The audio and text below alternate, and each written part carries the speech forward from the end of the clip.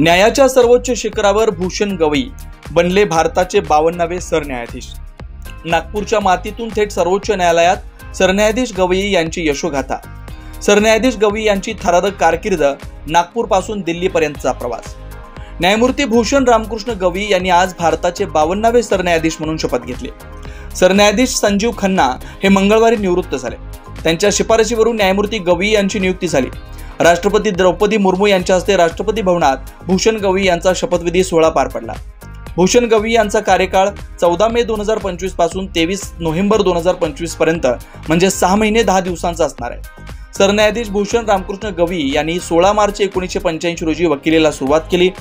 1987 ते 1990 दरम्यान मुंबई उच्च न्यायालयात त्यांनी स्वतंत्रपणे वकालत केली।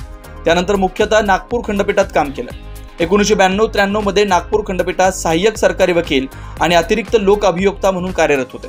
तर 17 जानेवारी 2000 रोजी नागपूर खंडपीठासाठी सरकारी वकील आणि लोक अभियोक्ता म्हणून नियुक्त झाले।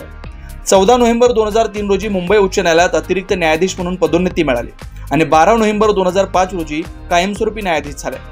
24 मे 2019 रोजी त्यांची सर्वोच्च न्यायालयाचे न्यायाधीश म्हणून नियुक्ती झाली आणि त्यानंतर आज त्यांनी भारताचे 52वे सरन्यायाधीश म्हणून शपथ घेतली। 9 न्यूज महाराष्ट्र ब्युरो, नाशिक।